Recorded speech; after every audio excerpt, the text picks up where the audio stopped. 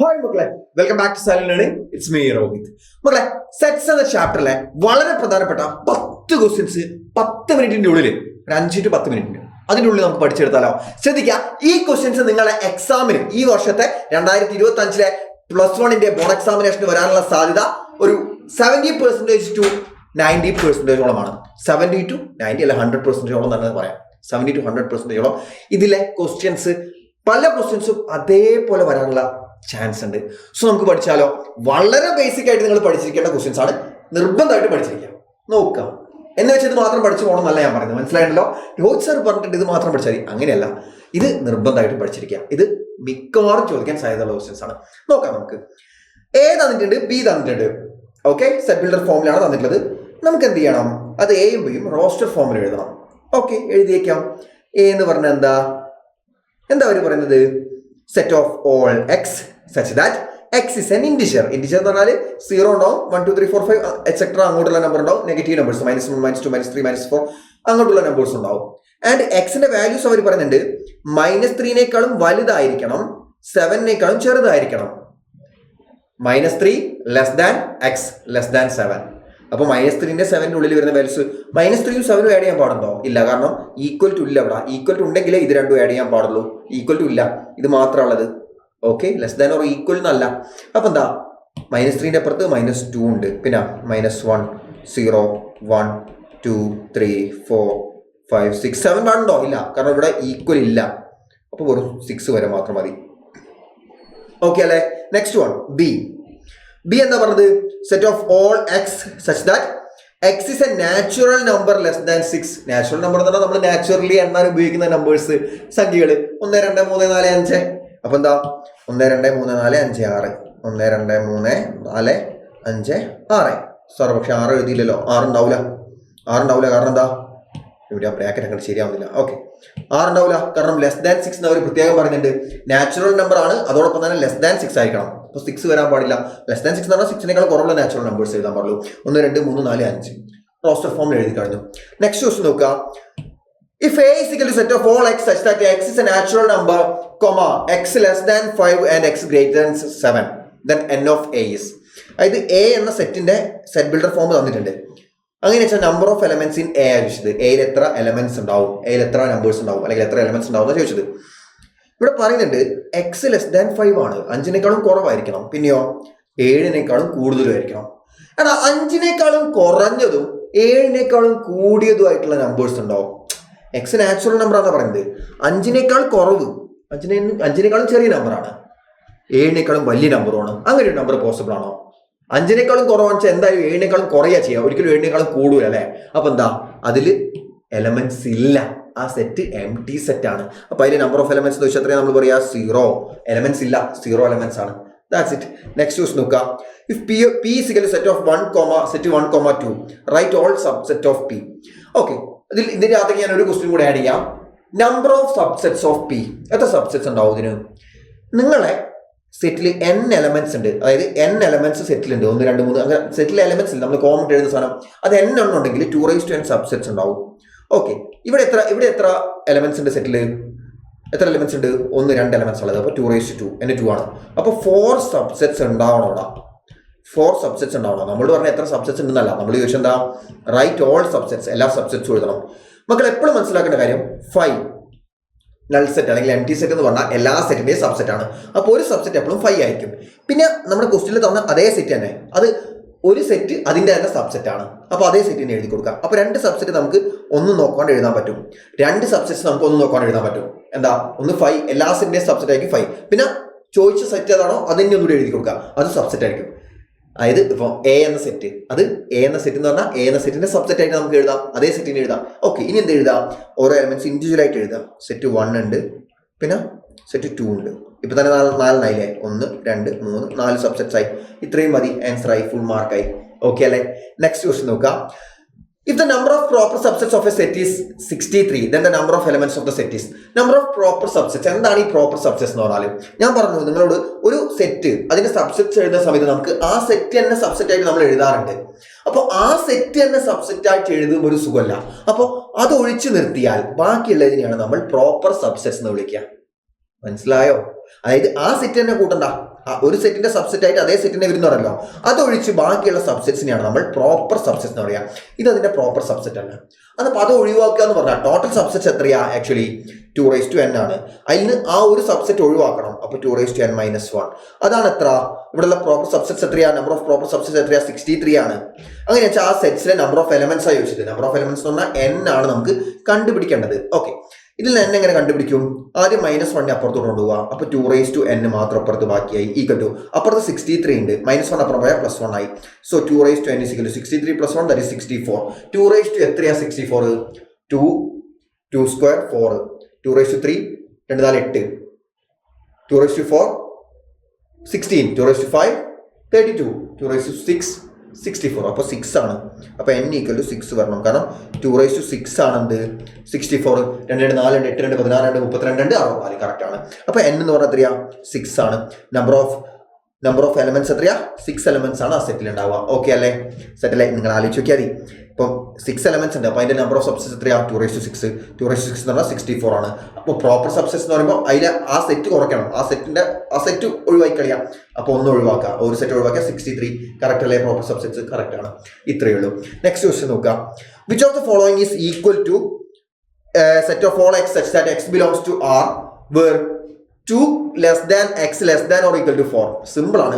x belongs to R ആണെങ്കിൽ എപ്പോഴും മനസ്സിലാക്കണം, x belongs to R ഇങ്ങനെയാണെങ്കിൽ നമ്മുടെ സെറ്റ് ഉണ്ടാവുക ഒന്നുകിൽ ഈ ബ്രാക്കറ്റ് അല്ലെങ്കിൽ ഇങ്ങനത്തെ ബ്രാക്കറ്റിന്റെ ഉള്ളിൽ ഉണ്ടാവുക, അല്ലാതെ സെറ്റ് ആയിട്ട് ഇങ്ങനെ എഴുതാൻ പറ്റില്ല നമുക്ക്.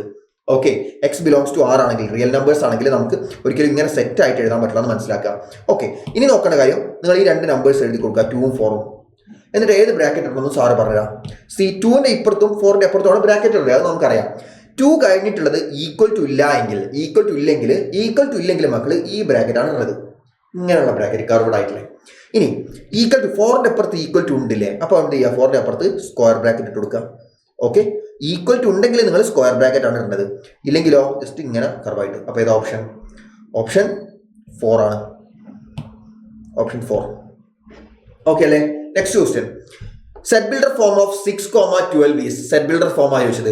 എന്തായാലും ഇത് നേരത്തെ പറഞ്ഞ പോലെ ഒരു ഇന്റർവെല്ലാണ്. അപ്പൊ റിയൽ നമ്പേഴ്സ് ആണ് പറഞ്ഞത്, എക്സ് ബിലോങ്സ് ടു ആർ ആയിരിക്കണം ഓപ്ഷൻ.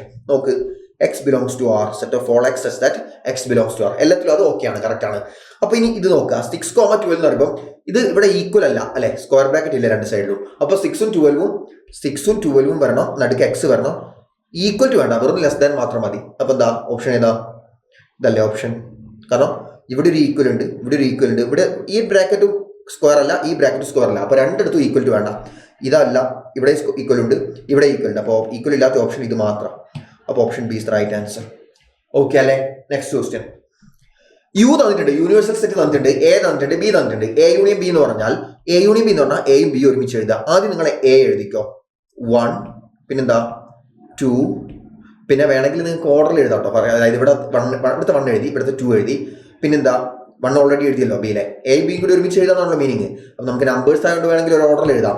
അപ്പോൾ 1 എഴുതി, 2 എഴുതി, പിന്നെ 3 ഉണ്ട് അല്ലേ, 3 എഴുതി, പിന്നെ 4 ഉണ്ട്, 4 ഇവിടെ ഉണ്ട്, 4 എഴുതി, പിന്നെ 5 ഉണ്ട്, 5 എഴുതി, പിന്നെ 7 ഉണ്ട്, 2 7 എഴുതരുത്, റിപ്പീറ്റ് ചെയ്ത് എഴുതരുത്, ഒരു 7 എഴുതിയാൽ മതി പകരം. ഓക്കെ, അപ്പോൾ എന്തൊക്കെയാ, 1 2 3 4 ഉണ്ട്, 5 ഉണ്ട്, 6 ഇല്ല 7 ഉണ്ട്. ഓക്കെ, ദെൻ എ കോംപ്ലിമെന്റും ബി കോംപ്ലിമെന്റും എഴുതാൻ പറഞ്ഞിട്ടുണ്ട്. ഓക്കെ, എ കോംപ്ലിമെന്റും ബി കോംപ്ലിമെന്റും എഴുതണം. നമുക്ക് നോക്കാം. എ കോംപ്ലിമെന്റ് എന്ന് പറഞ്ഞാൽ എന്താ മക്കളെ? എ കോംപ്ലിമെന്റ് എ എന്ന സെറ്റിലുള്ള എലമെന്റ്സിന്റെ അതല്ലാണ്ട് ബി യൂണിവേഴ്സൽ സെറ്റിൽ എന്തൊക്കെ നോക്കുക, അതാണ് എ കോംപ്ലിമെന്റ്. എ എന്ന സെറ്റിലെ എലമെന്റ്സ് അല്ലാണ്ട് ബിയിൽ എന്തൊക്കെ യൂണിവേഴ്സൽ സെറ്റിൽ എന്തൊക്കെ നോക്കുക. എയിലെ സെറ്റ് എലമെന്റ്സ് ഏതൊക്കെയാ? 1 2 4 7, അത് വെട്ടിക്കളി. 1 2 4 7 അത് വെട്ടിക്കളഞ്ഞാൽ ബാക്കി എന്തൊക്കെയാണുള്ളത്? 1 2 4 7 അത് പോയി കഴിഞ്ഞാൽ ബാക്കി എന്തൊക്കെയാണുള്ളത്? 3 5 6 8 9 ഏതൊക്കെയാ? 3 ഉണ്ട്, 5 ഉണ്ട്, 6 ഉണ്ട്, 8 ഉണ്ട്, 9 ഉണ്ട്. അതാണ് എ കോംപ്ലിമെന്റ്. ഇനി ബി കോംപ്ലിമെന്റോ? ബി കോംപ്ലിമെന്റ് കിട്ടണമെങ്കിൽ നമ്മൾ ബിയിലുള്ള എലമെന്റ്സ് ഒഴിച്ച്, ഈ എലമെന്റ്സ് ഒഴിച്ച് യുവിൽ എത്ര എലമെന്റ്സ് ഉണ്ടെന്ന് നോക്കണം. ബിയിലുള്ള എലമെന്റ്സ് ഏതൊക്കെയാ? 1 3 5 7. അപ്പോൾ 1 പോട്ടെ, 3 പോട്ടെ, 5 പോട്ടെ, 7 പോട്ടെ. 1 3 5 7 പോട്ടെ. ബാക്കിയുള്ള നോക്ക്, 2 4 6 8 9 ഏതൊക്കെയാ? 2 4 6 8 9. അപ്പോൾ എ കോംപ്ലിമെന്റും ബി കോംപ്ലിമെന്റും എഴുതി. ഇനി നമ്മൾ ചോദിച്ചത് എ യൂണിയൻ ബി ഹോൾ കോംപ്ലിമെന്റും എ കോംപ്ലിമെന്റ് ഇന്റർസെക്ഷൻ ബി കോംപ്ലിമെന്റും ഈക്വൽ ആണെന്ന് പ്രൂവ് ചെയ്യണം. ഓക്കെ, നമുക്ക് ആദ്യം A union B whole complement എഴുതി നോക്കാം.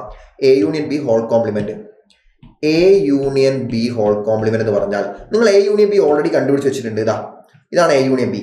അപ്പൊ അതിലുള്ള എലമെന്റ്സ് നിങ്ങൾ എന്തെന്ന് ഒഴിവാക്കുക, യൂണിവേഴ്സൽ സെറ്റിൽ നിന്ന് ഒഴിവാക്കണം. ഓക്കെ, അപ്പൊ അതേതൊക്കെ എലമെന്റ്സ്? 1 2 3 4 5 7 1 2 3 4 5 7. അത് ഒഴിവായി കഴിഞ്ഞാൽ യുല് ബാക്കി എന്തൊക്കെ ഉണ്ട്? 6 8 9. അതാണ് അതിന്റെ കോംപ്ലിമെന്റ്. ഏതൊക്കെയാ? 6, 8, 9 അല്ലെ? 6ഉം 8ഉം 9ഉം. അതാണ് A union B whole complement. ഇനി മക്കൾ നോക്കേണ്ടത് A complement intersection B complement ആണ്. അത് എത്രയാ? ഇതിന്റെ right side A complement intersection B complement എന്ന് വെച്ചാൽ ഇന്റർസെക്ഷൻ എന്ന് പറഞ്ഞാൽ എന്താ? കോമൺ ആയിട്ടുള്ള എലമെന്റ്സ് ഏതിലൊക്കെ? എ കോംപ്ലിമെന്റിലും ബി കോംപ്ലിമെന്റിലും കോമൺ ആയിട്ടുള്ള എലമെന്റ്സ് ഏതൊക്കെയാ? കോമൺ ആയിട്ട് എ കോംപ്ലിമെന്റിൽ 3 ഉണ്ട്, ഇവിടെ 3 ഇല്ല. 6 ഉണ്ട്, 6 ഉണ്ട്. 8 ഉണ്ട്, 8 ഉണ്ട്. 9 ഉണ്ട്, 9 ഉണ്ട്. വേറെ ഒന്നും കോമൺ അല്ലല്ലോ. അപ്പൊ 6 8 9 സെറ്റ് ഓഫ് 6, 8, 9. അപ്പൊ നമുക്ക് എന്ത് മനസ്സിലായി? ഇതും 6 8 9 ആണ്, ഇതും 6 8 9 ആണ്. സോ നമുക്ക് എഴുതാം A union therefore A union B whole complement equal to A complement intersection B complement. നമ്മൾ പ്രൂവ് ചെയ്തു. ഇത്രയുള്ള പരിപാടി കഴിഞ്ഞു. ക്ലിയർ ആണല്ലോ?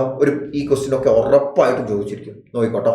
Next question, if A is equal to set of all X such that X is a letter in the word mathematics. Okay, അങ്ങനെയാണെങ്കിൽ set A എന്താ വരിക? Set of all X such that X is a letter in the word mathematics. മാത്തമാറ്റിക്സിലെ letter ഏതൊക്കെയാ? M ഉണ്ട്, പിന്നെ A ഉണ്ട്, പിന്നെ T ഉണ്ട്, പിന്നെ എച്ച് ഉണ്ട്, MATH, പിന്നെ ഇ ഉണ്ട്, MATH, പിന്നെ എം നമ്മൾ ഓൾറെഡി എഴുതി, എ നമ്മൾ ഓൾറെഡി എഴുതി, ടി നമ്മൾ ഓൾറെഡി എഴുതി, പിന്നെ ഐ ഉണ്ട്, പിന്നെ ടി നമ്മൾ എഴുതിയില്ലേ? ഓക്കെ, പിന്നെ സി ഉണ്ട്, പിന്നെ എസ് ഉണ്ട്.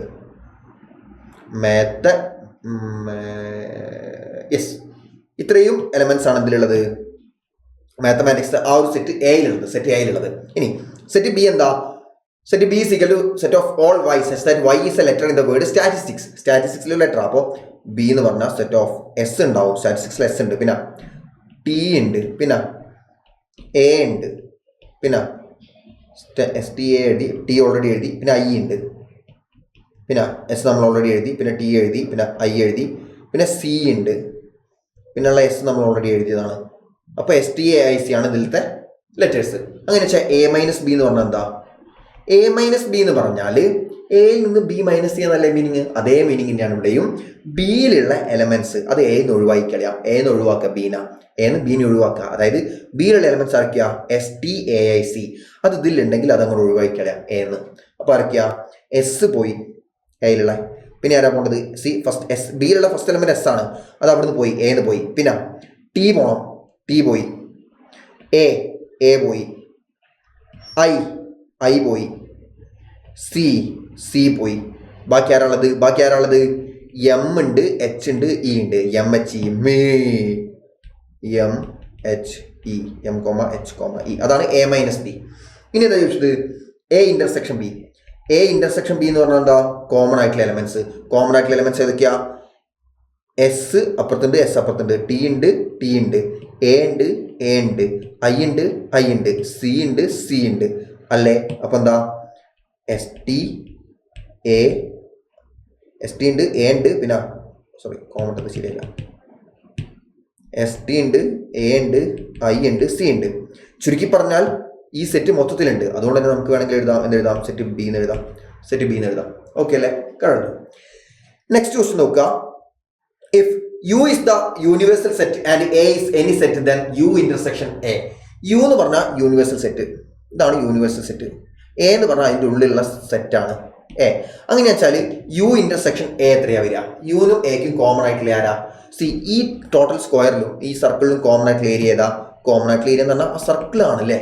അപ്പൊ U ഇന്റർസെക്ഷൻ A എന്ന് പറഞ്ഞാൽ A ആയിരിക്കും കേട്ടോ. ഓക്കെ അല്ലേ? Next one, if A is any set, then A intersection A complement. നമ്മുടെ യൂണിവേഴ്സൽ സെറ്റ് ഇതാണ് U. A എന്ന് പറഞ്ഞാൽ അതിൻ്റെ ഉള്ളിലുള്ള ഒരു സെറ്റാണ്. ഇതാണ് A, ആ ഉള്ളിലുള്ള ഭാഗം, സർക്കിളിൻ്റെ ഉള്ളിലുള്ള ഭാഗമാണ് A. A കോംപ്ലിമെന്റ് എന്ന് പറഞ്ഞാൽ അതിൻ്റെ പുറത്തുള്ള ഭാഗമാണ്. അതിന്റെ പുറത്തുള്ള ഭാഗമാണ് A കോംപ്ലിമെന്റ്. അപ്പോൾ A ഇന്റർസെക്ഷൻ A കോംപ്ലിമെന്റ് എന്ന് പറഞ്ഞാൽ എക്കും അതിന്റെ പുറത്തുള്ള ഭാഗത്തിനും കോമൺ ആയിട്ട് വരുന്ന എലമെന്റ്സ്. ഇവിടെ കോമൺ ആയിട്ട് ഏരിയ ഉണ്ടോ? ഈ റെഡ് പെയിന്റിനും അതേപോലെ തന്നെ ഈ ബ്ലൂ പെയിന്റിനും കോമൺ ആയിട്ട് ഏരിയ ഉണ്ടോ? ഇല്ല. അപ്പോൾ എ ഇന്റർസെക്ഷൻ എ കോംപ്ലിമെന്റ് എന്ന് പറഞ്ഞാൽ അതിൽ എലമെന്റ്സ് ഉണ്ടാവില്ല, നൾ സെറ്റ് ആണ്, നൾ സെറ്റ്. സോ 5. ഓക്കെ അല്ലേ? എ ഇന്റർസെക്ഷൻ എ കോംപ്ലിമെന്റ് എന്താണ്? 5 ആണ്. ഓക്കെ, അത് കഴിഞ്ഞു. സോ മക്കളെ, ഇത്രയുമാണ് വളരെ ഇമ്പോർട്ടൻ്റ് ആയിട്ടുള്ള 10 ക്വസ്റ്റ്യൻസ് എന്ന് പറയുന്നത്. ഇത് നിർബന്ധമായിട്ട് മക്കൾ പഠിച്ചു പോകണം. നിങ്ങൾക്ക് എക്സാം പേപ്പർ നിങ്ങളെ കൈ കിട്ടുമ്പോൾ ഈ ക്വസ്റ്റ്യൻസിൽ ഏതെങ്കിലുമൊക്കെ കൃത്യമായിട്ട് അതേപോലെ തന്നെ വന്നത് നിങ്ങൾക്ക് കാണാൻ പറ്റും. So that's all. ബൈ.